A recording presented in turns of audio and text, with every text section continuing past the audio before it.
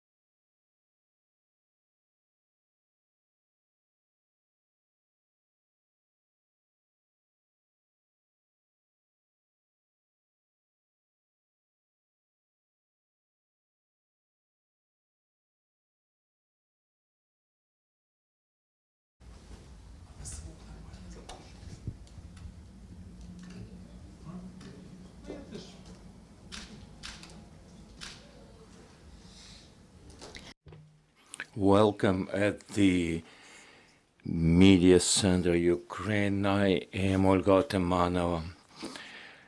11th year into the war. Today is the day number 825 of the full-scale invasion of the Russian aggressor into our land.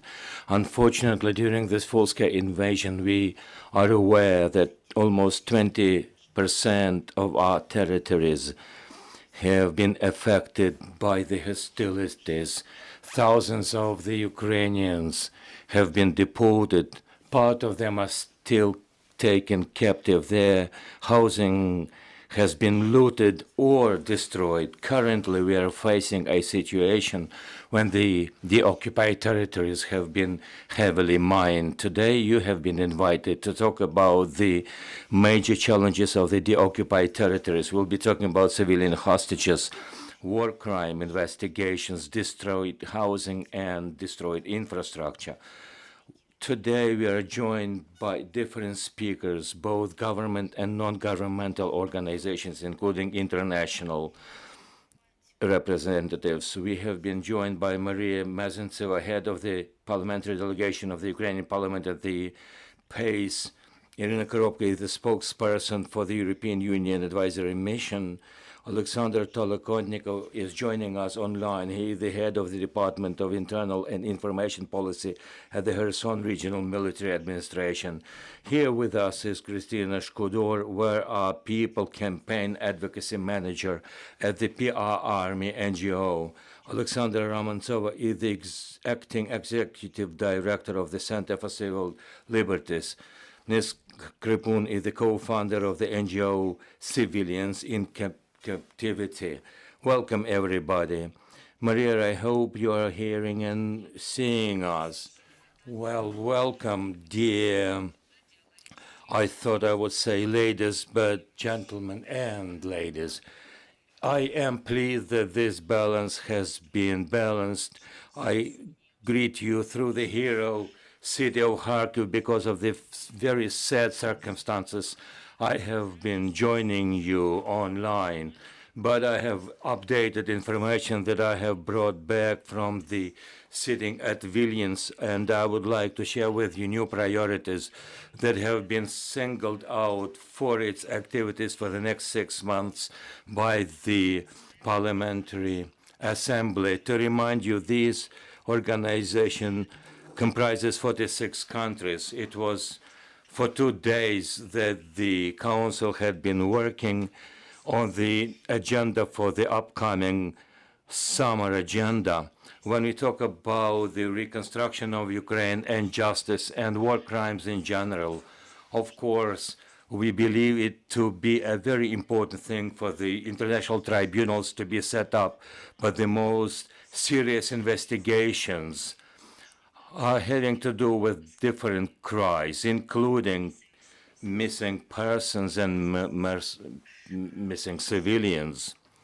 If we talk about the categories of different military servicemen, if he or she understands and is aware where he was serving, where he was supposed to be, but the cases with the civilian hostages, this information is sometimes lacking for years. We have underlined at the speech of the Lithuanian Minister of Foreign Affairs, a country that will be presiding over the work of 46 foreign ministers. We suggested that the priority of the work should include the return of all hostages, illegally held hostages, deported population. Today we are talking about civilians in the first place, including Ukrainian children, but in general we are talking about civilians in captivity. The minister has backed up my suggestion, and together with the NGOs of Ukraine and the government of Ukraine, we'll be working on these issues at the level of the new ideas and new perspectives of how to implement that into life. Let me remind you that the Ukrainian delegation at the European Union Parliamentary Assembly has conducted a number of public awareness campaigns, including relatives of and children of combatants and non-combatants who have been held in captivity, those who have come back, and those whose relatives are still in search. This gives a new and fresh information, including the understanding of the disaster that Ukraine has been facing since 2014. It was yesterday that I was addressed by an NGO from the United States, referring, by the way, to the site at your Ukrinform agency. And they said that they were willing to join the advocacy campaign in regard of the situation that today 403 Ukrainian women are held captive in the Russian Federation. Of course, their rights have been grossly breached, the way they are held, and including other issues, including the circumstances of their detention. Such referrals cannot be ignored. More to the point, this organization has come up with ideas of more updated way to follow, including the celebrities from media, cinema, and other fields. It will be very exciting to work with them. As the PACA expertise shows, the relatives of people who have been coming back, they're sharing their personal histories. They seem to be working much more effective than the speeches and sound bites of the policymakers. Of course, every one of us knows such histories, but in general, I believe it makes sense to continue such advocacy campaigns. And my colleagues from 46 countries, including ministers and deputies, members of the Parliament of Europe, are ready to join their forces. I have touched upon the priorities for the next 6 months, and we would like you to join in our effort. This has been officially green-lighted. The next session will take place in late June, and as we have been talking with some of you, we'll be able to include into the text of resolution what we think makes sense, our new approaches, how to call on the world community to make Russia live up to what the country has signed. The next topic that has been voiced today is the restoration of the housing. Let me report back for those viewers that we have seen the fruits of our efforts in Ukraine and in Geneva. We have set up an office of the Register of the damages and compensations for the destroyed housing. We are currently working on how to share the information from the prosecutor institutions from Ukraine to The Hague for that information to be verified, the issue of the war crimes. It's very good that we have not been constricted to the material damages, but such allegations include war crimes, including rape, sexual violence, deportations. That is to say that under categories of people have been included into what we are going to discuss today. Of course, it's a disaster for every personal life, but it cannot be gauged with money. Our partners at The Hague have seen now more than 1,000 applications through the DEAR application. We call on all persons engaged to register and to report on the damages, both material and non-material losses. Personally, I would like to add that our delegation to PACE includes 24 Ukrainian parliamentarians. We are cooperating with different headquarters at different Ukrainian regions, including Mykolaiv, Vinnytsia region, etc. And we are planning to set up such regional centers to make sure that the relatives are aware what the unified register of the missing persons is. It includes so far 38,000 persons. Both internal Ministry of Ukraine and external are working on this. We are working to set up a database including children, prisoners of war, and civilian hostages. The lawyers and our colleagues are heavily engaged in that work. Everybody who is trying to verify and update the data. These centers have been able to return thousands of people, but what we are seeing now is that we should exert more and more pressure because the prisoners of war swaps and civilian swaps have been halted. Perhaps I have abused some time, but in a nutshell, this is the freshest information on the parliamentary dimension and the interparliamentary activities. We thank you, ma'am, for this exhausting report. I would like, Ms. Iryna, to turn to you. The European Union Advisory Mission is working in the deoccupied territories. What have you been witnessing there? What are the programs that are infected currently? Welcome, colleagues. First, I thank you for the invitation. I thank you for the fact that we are looking into such an important issue. I would like to underline that the European Union Advisory Group has seen a stable support of Ukraine starting in 2014. It was then that the European Union started to back up Ukraine, both in the area of reforming of the law enforcement, and this has resulted, it has been the source and cause of this mission.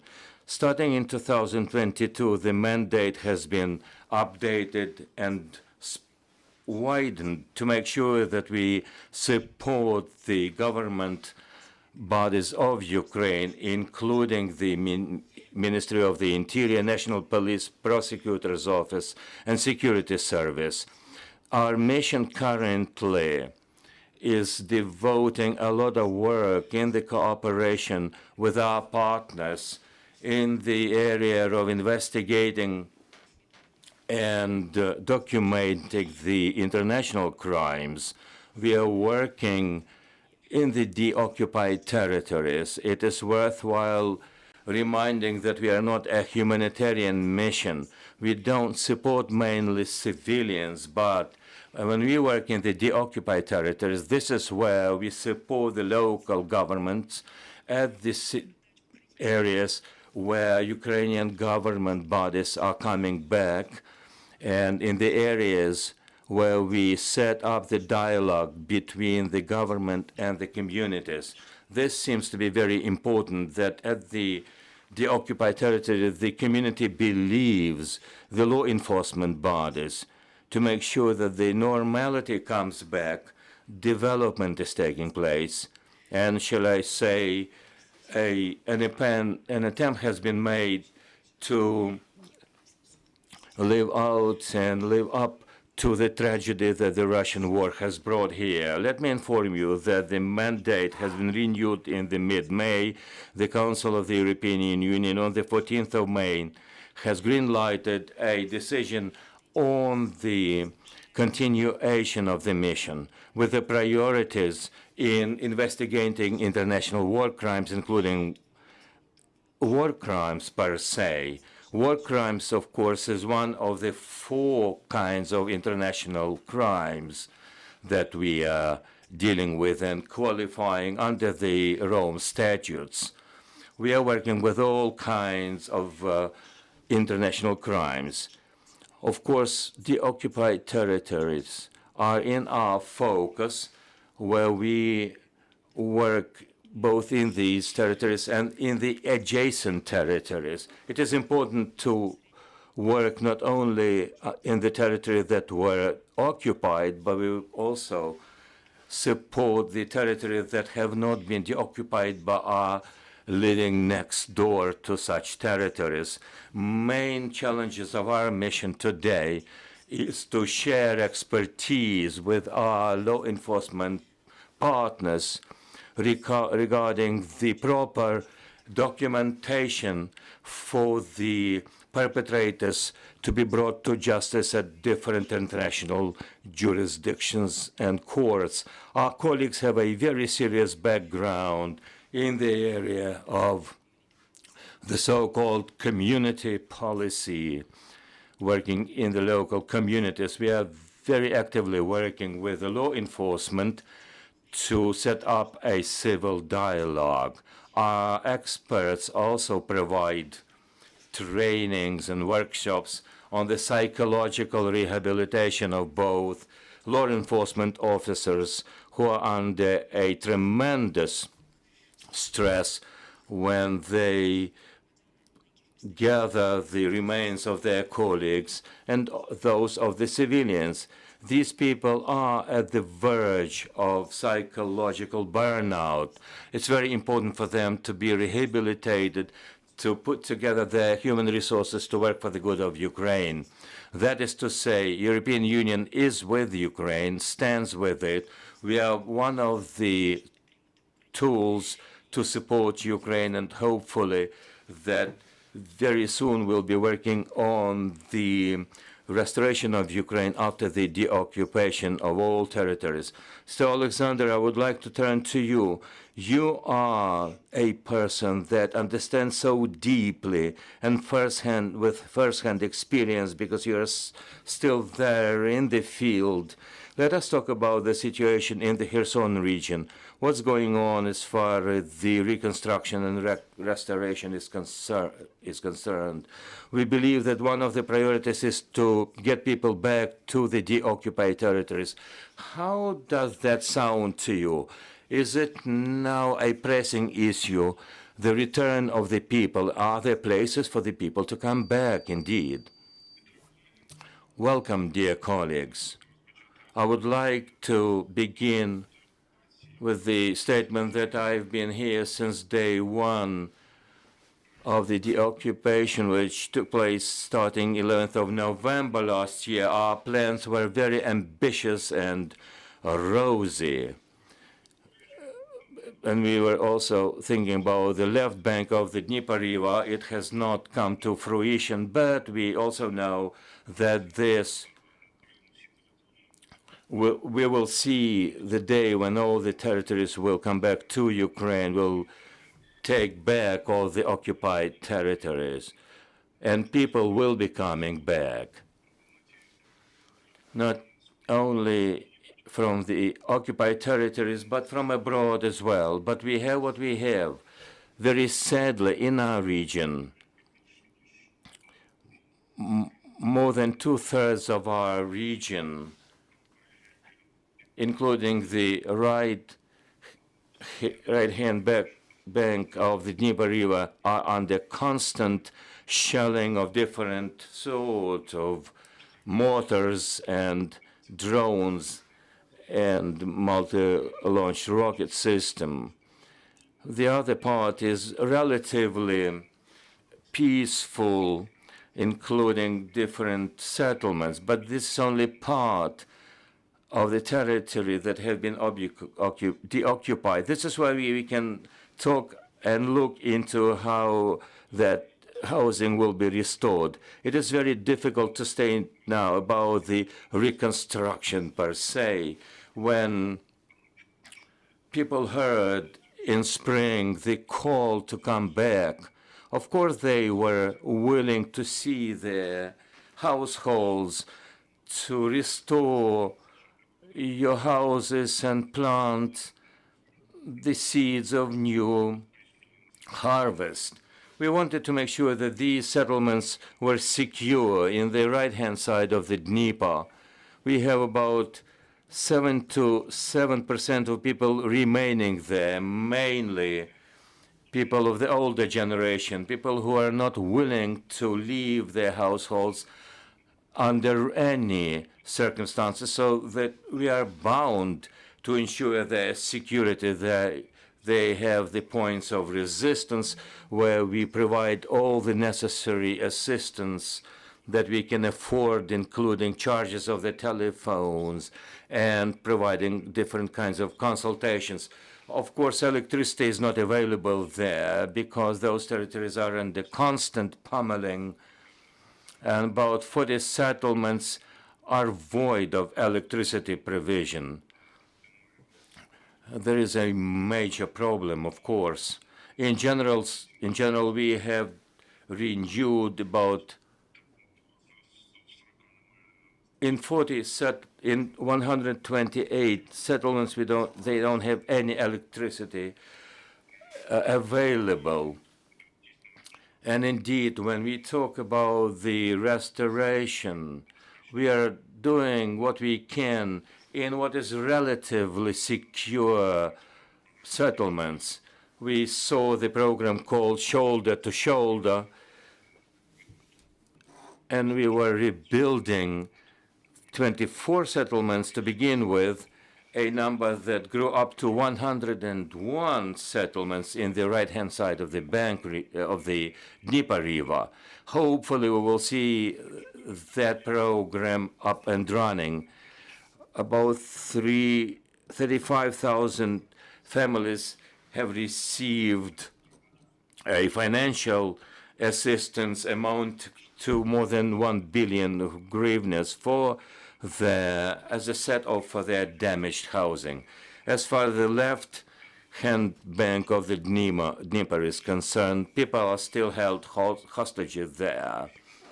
All the circumstances that the Russian army has created makes it very difficult for people to leave their territory. It's difficult to find them a place for living or to have their damaged housing registered. They are forced to work. They are frightened with the forced issuing of Russian passports.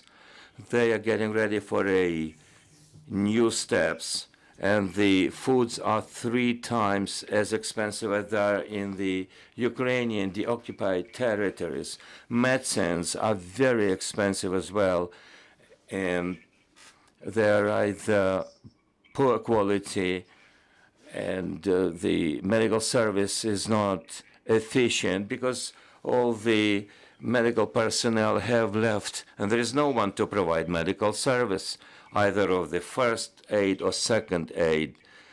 So people have to count on themselves, on their neighbors, on what they have grown in their backyards. They are forced to use the power banks as the electricity supply. We receive calls for the hotline. Another problem that we are seeing is that for 3 months now, some strata of population have not been paid, including their pensions that they are entitled to. And families with many children is in those categories. The Russian army continues to pressure the pro-Ukrainian population. We see constant reports that can be officially verified, but we receive some messages that people are missing. And again, we will see the fifth year when the Russians blew up the Kakhovka Dam in a week's time. And again, this is the place that, as the result of that tragedy, there were a lot of civilians missing. And we received information from our communities that the occupiers were burying the people in the mass graves. In the local hospitals, the collaborators diagnosed people who died as a result of flood. They were diagnosed as a cardiac attack. So we are seeing a lot of challenges that we will be seeing after the deoccupation. We are likely to see very challenging situations. In the left-hand bank, the situation will be worsening. The only solution is to have those territories deoccupied. Thank you, sir. I would like to turn to the next speaker. One of the challenges that we have seen in the deoccupied territories is the imprisonment of the civilians and detention thereof. This is something we saw since 2014, but such crimes have become widespread since 2022. What are the challenges we are facing in this area? What do we do to have those people freed? One should remember that apart from the people who were living there as free citizens, as private citizens, apart from those, we had the non-freedom areas, including different pre-trial institutions or different kinds of institutional bodies. These were different children's institutions. In Kherson, for example, at the Oleksandr settlement, there is a unique children's home. We know how these children were abducted and found themselves at the psychiatric clinics in the Crimea. We should be mindful that apart from the people who have been detained, arrested, or abducted, majority of them is one group. Group number one, the leaders of public thought, businessmen, journalists, including local politicians and the heads of the local communities, the priests who are occupying leaders' role in their communities. They were the first victims, including journalists, when whole teams of journalists were made to share false information because the occupiers understood that they were leaders of the public opinion. Of course, this is part of the war crime that we are documenting currently, and the coalition called the 5th AM that is working on the documentation on different crimes. We have claims to President Putin that includes more than 1,000 episodes. In particular, the detention, hostages, captives is not a legal term. Legally speaking, these are called illegitimately held. This is their judicial status. It has been officially defined. And once you are enjoying such a status, we know about the procedure to follow how to define such persons. This is where Russia has created a de facto new kind of war crime. What they are doing to the civilians in the occupied Ukrainian territories does not have any analogy and has not been described in the international humanitarian law. What we are facing is following. We're talking about the international humanitarian law, the simultaneous prisoner swap. We imagine this to be a number of captives is swapped for another number of the captive. This is the black market philosophy. A lot of situations around the world has shown that such a swap leads to a situation that the terrorist country is grabbing as many people as they can. They are interested in that. This is why we are talking about one-time prisoner swaps. When we talk about the ceasefire, must be paralleled by the freeing of all for all. That is to say, they free all the captives they have. We free all the captives. We know that swaps are of different kinds. We are not grabbing civilian of Russia to ensure the prisoner swap, because Ukraine is not a terrorist country. We shall not behave as the Russians do. This is why when now we receive the civilians as the result of the swaps, more often than not, this is very much unexpected. But when we are talking about the occupied territories, everything is super complex. It's not about the so-called Donetsk or Lugansk People's Republics or in Crimea, where the Russian institutions are now set. When the case, as the Sentsov case has shown, when we talk about Mr. Mikiro, a person who without one limb, insular and dependent, he has been sent from Simferopol. He was the only Crimean Tatar amongst all the military swaps. They believed that this is the way to go. When we talk about the left-hand bank side of the Kherson region, the occupying power said that they have institutionalized their system, but indeed the courts are not there. We cannot refer documents. We cannot send our lawyer there. The civilians that are held there, not all of them are sent to the Russian Federation. These people that are held there don't have any access to relatives, to their lawyers.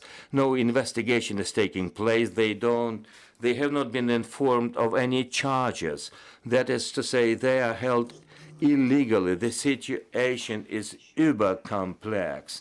Another major issue is that people who were taken care of by the Ukrainian state and they were held at institutions, we now know that many of them were sent to the European Russian territory.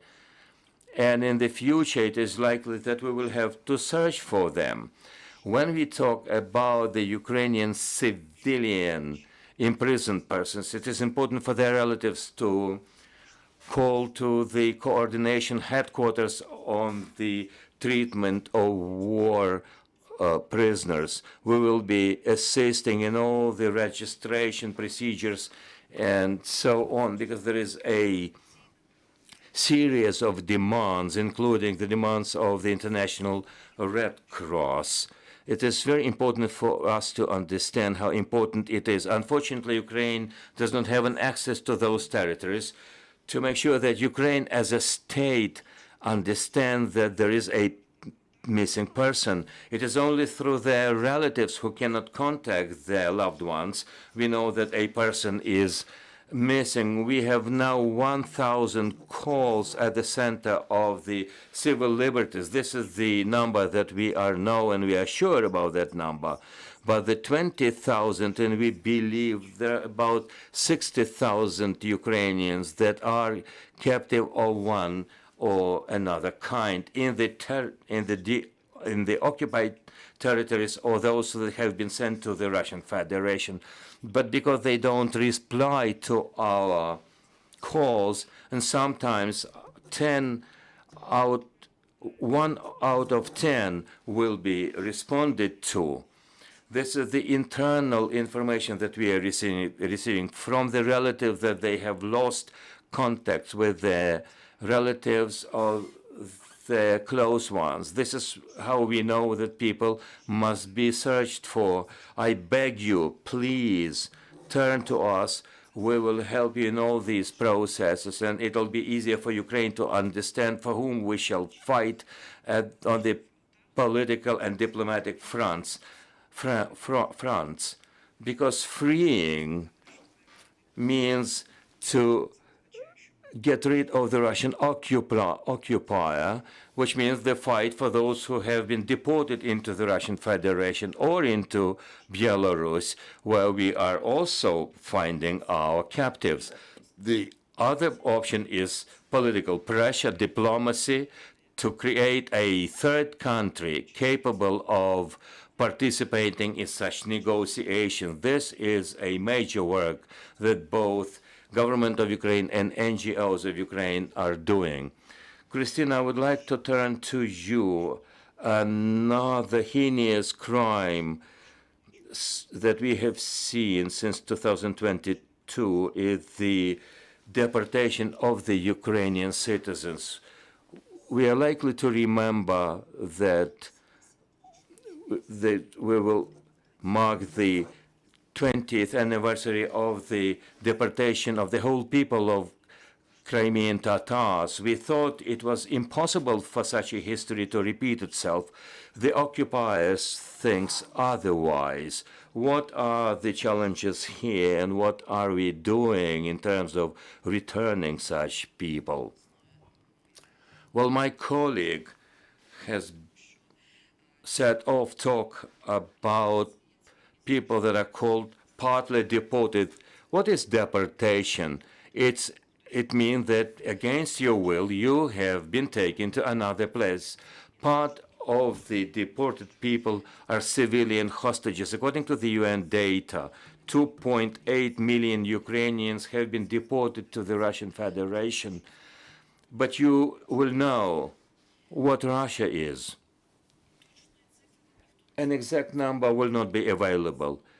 They count, in general, those who have crossed the border in their direction. We are not aware whether these people left to Europe from Russia, because European countries don't count people coming to them from the Russian Federation. How did they get to the European Union countries, either through Ukrainian border or through the Russian border? That is to say, we cannot say what the future of these people will be.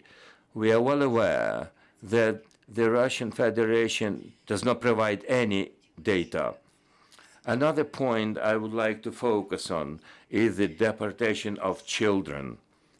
And this is because this is the issue that, unfortunately, as an advocacy manager of the Where Are People organization, I often visit the United States, and I talked to the people from the UN.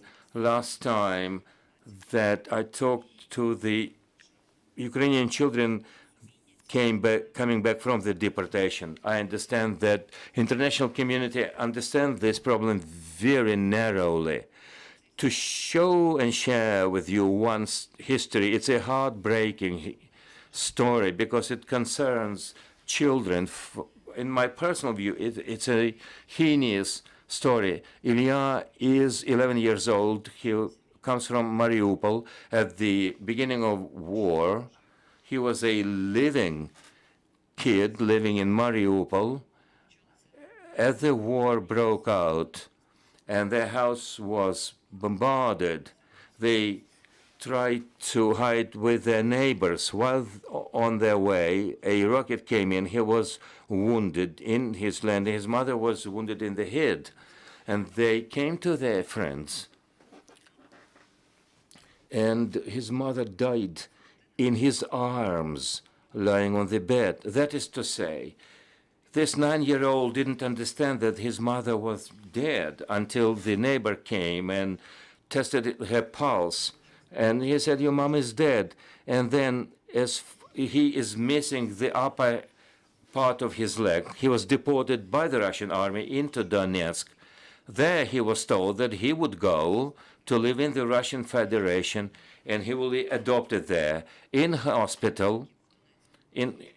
As far as his story is concerned, they wanted to have his leg amputated, and this kid, under such circumstances, said that he was supposed to speak Russian. He was a Russian citizen now. He will enjoy a bright future in the Russian Federation. He was broadcast on the Russian television, and his uncle, his mother's brother, saw him. He was living in Europe. His grandma was living in Western Ukraine. They both left when the territory was being annexed. And his grandma, in spite of all odds, got hold of the kid. He's a traumatized person. There were 3 children coming from Mariupol, and we came to the United Nations. First, Ukrainian children to address the United Nations. And when diplomats were hearing to them, they were crying. The interpreter was crying because another kid by the name of Sasha, and I'm not going to take too much of your time, he was separated from his mother at the filtration camp. He was separated from her because she was married to a military. And this kid has been searching for 2 years for his mom. The only thing he is asking for is to find his mom. And all the diplomats, in their hundreds, half of them began to cry. I don't know how this kid can be assisted. We were asking Hollywood stars. We were asking senators from the American Senate. And we cannot find his mom. The only institution that can find his mom is the Ukrainian army. There's only one body. 100% of ensuring is winning this war. We will get the data. We will be able to find these kids, these adults, all these civilian deported persons and civilian captives. We have heard now, do we have 60,000, 150,000 of those civilian captives? 20% of the occupied territories. These are potential captives, kidnapped children, and the victims of torture. They are not enjoying any rights. Anything can happen to such persons. Such children can be enlisted into any paramilitary military unit and to become a Russian soldier. You see, Russia does not know moral. They don't know rules. Russia doesn't have anything. They don't have anything resembling to legality. All the people staying there can face any future. They can be killed, and no one will be held responsible for that because there is no law in the Russian Federation. The sooner our Western allies hear us, help us, provide armaments, the sooner we will be able to put a full stop to this story, because Ukrainian army is not fighting for our territory. As Yuliia has suggested, this will not mean the end of this story. We will go to the Russian jails to free our people because they are imprisoned only because they're Ukrainians. I can talk for ages. I don't want to abuse your time. I have made my point. My point is that according to Ms. Vereshchuk, currently there is 1.5 million Ukrainian children in the occupied territory. Every single of them can be taken captive any day, any minute, any second. It's not a matter of those who have been illegally adopted or illegally taken to the Russian territory or illegally imprisoned. It's a major problem.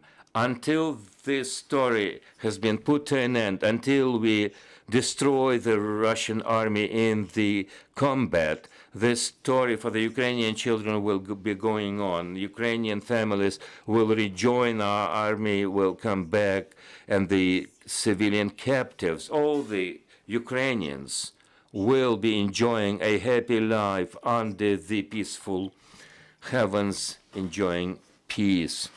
Yuliia, you are representing an NGO working to assist the return of the Ukrainian captives to come back from the Russian captivity.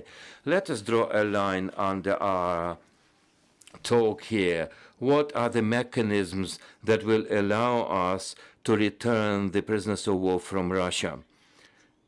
In general, I echo what has been said so far. My colleague said that, of course, the victory of Ukraine will solve a lot of issues, including deportations and prisoners of war. But from the standpoint of the families, I will tell you this. We don't have data. We don't know how many people are held hostages, how many civilians are held captives, how many children are there held by the Russian Federation. But we also don't know when the victory will be secured. We are sure, but we don't know the day. We don't know whether these people live up to the date of our victory. We don't know whether children will see their parents and parents will see their children that are held captive in Russia. This is an open question because there is no mechanism there. What we are seeing now is that while talking to the Ukrainian government, we know that they hear us, they understand the issue. However, we are working on this. The working group is up and running at the coordination headquarters. This group is now dealing together with the General Prosecutor's Office with the issue to make sure that the International Crime Court will see the cases that Russia is a terrorist state, they commit war crimes. It will also include civilians because it is against civilians Russia is committing war crimes. This is what we have to share with the international community. But it must be done in parallel with other process. Until we have civilians coming back, we won't have evidence. We will not have the names of the people who have committed such war crimes that must be seen to be held to justice. It is important for those who have been liberated.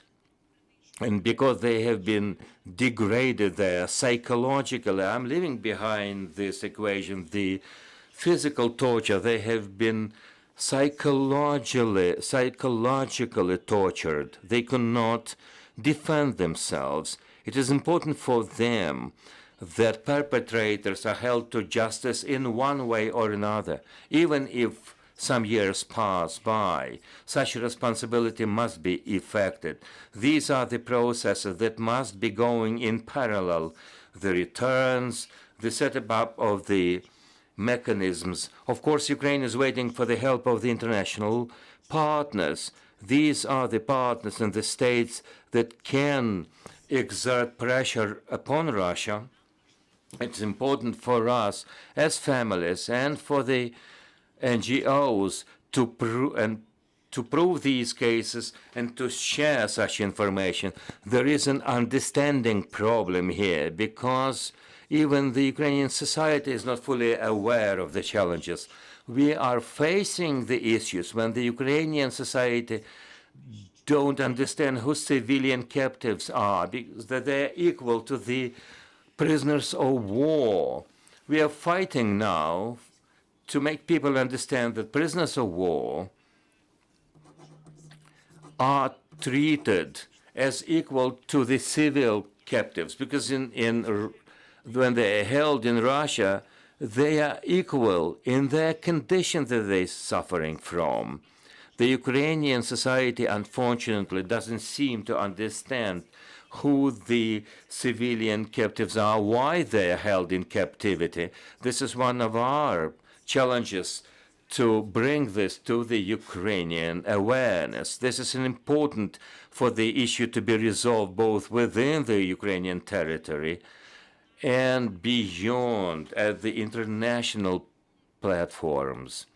That is to say, that my vision is everything must start with the Ukrainian society, share the information with the international community to be followed by a final result that is likely to bear fruit. People will be coming back. The result will be a cooperation of the Ukrainian society, Ukrainian government, and international partners, because Ukrainian society is also a push for the government. I can talk about my personal situation. I am still waiting for my father to come back, for my housing to be restored. I used to live in the near front territory. We don't have our house, we don't have a place to live in, we don't know where my father will be coming back to, although we hope that we'll be coming back. Everyone will be facing such problems. We are facing them now, and we are likely to see them for the future. After people are coming back from the captivity, they will be coming back ill, they will be coming back psychologically, and these problems will be with them for the rest of their lives. Dear colleagues, I would like to turn to you for your questions. Welcome, Inter Television. I have a question to Oleksandr, if I may. Are you there, Mr. Oleksandr? Sir, you have mentioned in your statement the issue of the so-called nationalization of the Ukrainian real estate that is situated in the occupied territories. In the majority, the so-called new status concerns the real estate of those who have left the people. According to what I know, it's very active in the other regions. In your region, do you have information how the flats and houses are being taken by the Russian authorities? What is your advice for the Ukrainians who have left the occupied territories? What should they do to retain such real estate in spite of the actions of the occupiers? Thank you. Indeed, in the Kherson region, such practice has been very much engaged by the occupiers. They have been putting together the so-called register of the real estate with the help of the local corroborators. They want to grab as many enterprises and houses and flats as possible. I have also mentioned that this is one of the tools to make people captive, to hold them captive in these territories. That is to say, to squeeze them out. If you are not squeezed out, you will create an environment of humanitarian disaster. You are forced to stay there for your flats not to be taken away. If the occupiers decide to grab the real estate with the corroborators' assistance, it is easy, of course, to grab your assets when you are not there physically. But the issue is that people who have left, it's quite difficult for them to come back. To sell such assets is not possible without passports. We are now in this vicious circle. To sell something, you need a Russian passport. And who can buy it from you? Only Russian occupiers or Ukrainian collaborators. There is no demand there at the market. They're still waiting. The occupiers are still waiting that they will get this for nothing. And of course, there is no law effected as far as Russia Federation is concerned. According to the Ukrainian legislation, this asset still belongs to their lawful owners, and it will be brought back to them for all the collaborators' efforts. We are short of time, unfortunately. Kanievsky Media. Finally, I heard 48 nations. What techniques are being used best to get results for civilians, and also with the situation for civilians being different, are there ways that the third-party countries like the UAE, Saudi Arabia, Turkey are also currently being useful that we can capitalize on and get more results? Дуже дякую. Якщо можна, я почну. I will begin, if I may. Shall I speak Ukrainian or English? Are you getting interpretation then? It's a good question. Perhaps there are some technicalities there. It's above my pay grade. If we had evidence from 300, 400 people, mechanisms are there. But sometimes it seems that civilians are liberated. It has happened. At some point, they find themselves at the border to bank on the fact that Russians will understand that this is a war crime is something we cannot bank on. What we are counting on is the active use of the international mechanisms. Russia has not yet left the General Assembly of the United Nations. Russia is still the member of the European OSCE. It's member of the regional organizations. It has economic interests in cooperation with South Africa or India or China or Arab countries. Any of those countries potentially can be a negotiator that we will have to set up a contact with. And Ukraine is very active in this.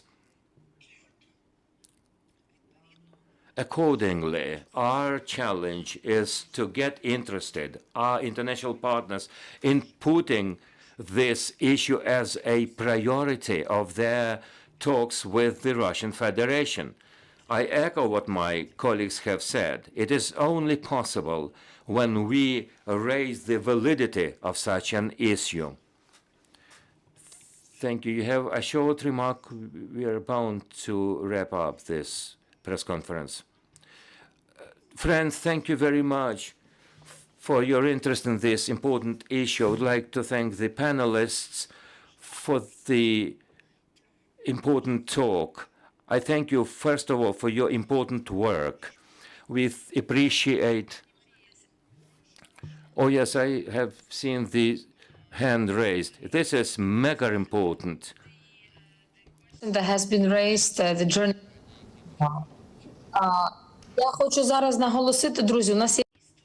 My point is that this is a historic point to raise the issue of returning all Ukrainians, old and young, the Crimean Tatar, civilian and prisoners of war from captivity. This will take place in Switzerland at the Summit of Peace. One of the points is particular that area.